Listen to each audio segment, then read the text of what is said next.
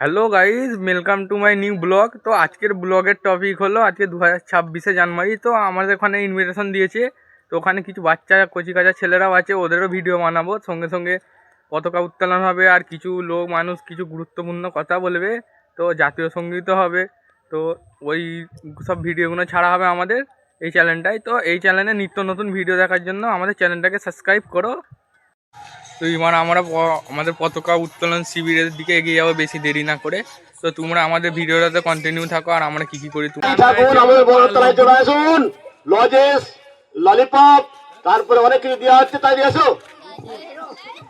গণমনয় অধিনায়ক জয় হে ভারত ভাগ্য বিধাতা, পঞ্জাব সিন্ধু গুজরাট মারাঠা দ্রাবিড় উৎকল বঙ্গ, বিন্ধু হিমাচল যমুনার গঙ্গা উৎকল জলধিত রঙ্গ, তব শুভ নামে জাগে তব শুভ আশিস মাঘে, গাহে তব জয় গাথা ঘন ঘন মঙ্গলদায়ক জয় হে ভারত ভাগ্য বিধাতা, জয় হে জয় হে জয় হে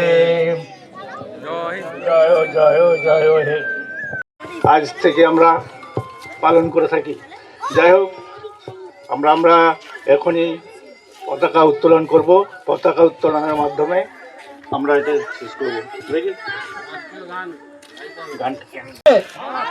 বন্দে বন্দে প্রজাতন্ত্র দিবস কি, প্রজাতন্ত্র দিবস কি, 26 জানুয়ারি মাতরম, বন্দে মাতরম, বন্দে মাতরম, বন্দে মাতরম, বন্দে মাতরম।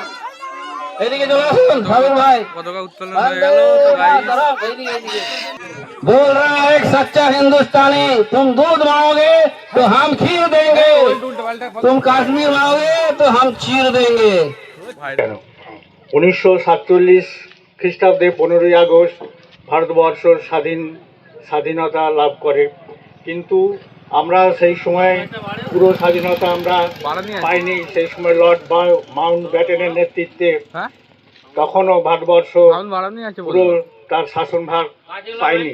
1950 সালে 26শে জানুয়ারি এই দিনটি ভারতের সংবিধান চালু হয়, এবং সেদিন থেকেই আমরা ভারতের পুরো গণতন্ত্র সমাজতন্ত্র সার্বভৌম রাষ্ট্রে পরিণত হয়, এবং সেদিন থেকেই এই সার্বভৌম রাষ্ট্রে পরিণত আমরা সেদিন।